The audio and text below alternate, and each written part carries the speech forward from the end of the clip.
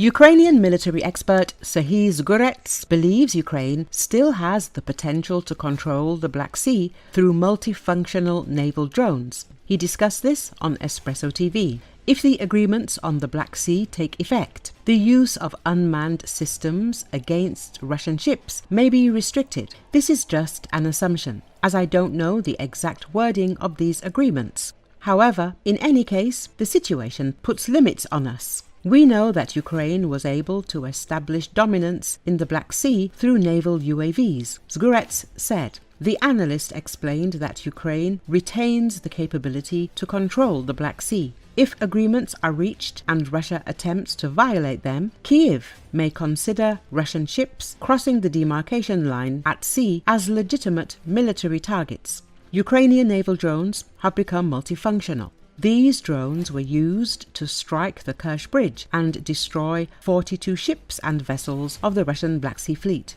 In fact, these developments have secured Ukraine's dominance in the western part of the Black Sea. Ukrainian naval drones limit Russia's military potential in the region. If agreements on the Black Sea are finalized, Ukraine will, of course, have fewer opportunities to use naval drones. We still need to wait for decisions and clarifications regarding these agreements. However, Ukraine has the potential to control the Black Sea, he added. Ukrainian President Volodymyr Zelensky accused Russia of manipulating and lies regarding the ceasefire in the Black Sea and the energy sector. According to the president, Ukraine is ready to work as quickly and transparently as possible to end the war. However, the Russians began manipulating facts on the very day of negotiations in Saudi Arabia about achieving a ceasefire.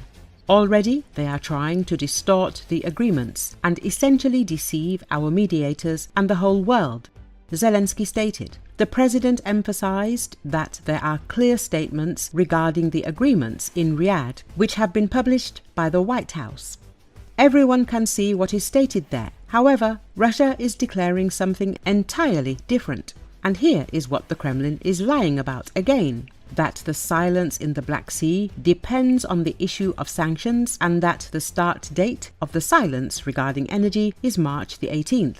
Moscow always lies, and it depends on the world, on everyone who really wants peace, whether they will allow Moscow to lie again, the president emphasized. Zelensky reminded that the US proposal for a complete and unconditional ceasefire everywhere, not just regarding energy and the Black Sea, has been on the table since March the 11th, but it was Russia that refused and continues to drag out the war. Now Moscow is demanding something regarding the lifting of some sanctions, even though for 3 years they've been saying that sanctions are supposedly not scary for them and even beneficial. But if the Russians fail to fulfill today's agreements and try to pressure America, Europe and Ukraine again, the response, in my opinion, should be clear. Definitely new sanctions, definitely more pressure, Zelensky stressed.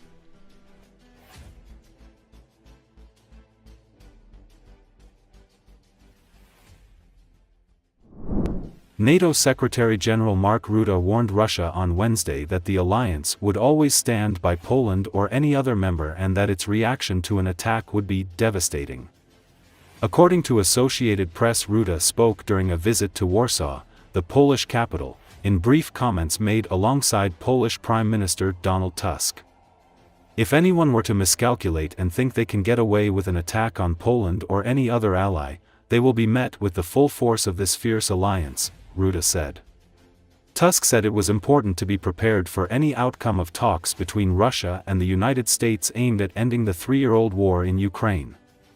NATO members along the eastern flank of the 32-member alliance, particularly Poland and the Baltic states, are extremely worried that the talks could end with a settlement that is favorable to Russia. They fear such an outcome would allow Russian President Vladimir Putin to rebuild his country's forces and threaten other countries in the region in the coming years. Dzień dobry Państwu. Zapraszam na oświadczenia po spotkaniu sekretarza generalnego NATO Marka Rutte i prezesa Rady Ministrów Donalda Tuska. Panie premierze, bardzo proszę.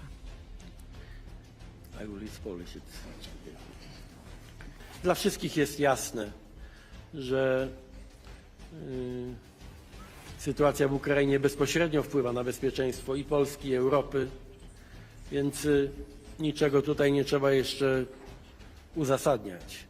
Ale biorąc pod uwagę to, że w tej chwili toczą się rozmowy, negocjacje, a powiedzmy szczerze, nasz wpływ na te negocjacje jest ograniczony, powiem delikatnie. Więc musimy tym bardziej jako NATO, my jako Polska, być przygotowani na scenariusze, które nie są przez nas w 100% pisane. W związku z tym bezpieczeństwo Polski, pełna solidarność NATO, wiara w to, wiara i pewność i gwarancje, że artykuł 5, a więc ta gwarancja, że jeden za wszystkich, wszyscy za jednego, że to pozostaje w mocy. Wiadomo, Stany Zjednoczone, nasz najbliższy sojusznik w Polsce, to jest odwieczna, można powiedzieć, tradycja i cieszę się, że nasze relacje ze Stanami Zjednoczonymi, niezależnie od tego, władza się zmienia w Polsce, wiadomo, wybory, ale relacje ze Stanami Zjednoczonymi są bardzo stabilne i bardzo dobre. Wynika to także z tego, że Polska jest tym państwem natowskim, które naprawdę inwestuje w swoją obronę, naprawdę inwestuje w NATO. Ja zresztą powiem wprost, kto bardziej niż Polska zasługuje na pełne wsparcie i pełne gwarancje ze strony NATO? Poland has been a vital and much valued ally for 26 years, and you continue to lead by example. With 4.7% of GDP pledged for defense this year, Poland's defense expenditure is the highest now among NATO allies. In an increasingly dangerous world, boosting defense spending is essential. Let's not forget that Russia is and is remaining the most significant and direct threat to our alliance. Let's not forget that Russia is moving into a wartime economy, and that will have a huge impact on their capacity and capability to build their armed forces. Let me be absolutely clear, dear Donald. When it comes to the defense of Poland and the general defense of NATO territory, if anyone were to miscalculate and think they can get away with an attack on Poland or on any other ally, they will be met with the full force of this fierce alliance. Our reaction will be devastating. This has to be very clear to Vladimir Vladimirovich Putin and anyone else who wants to attack us here.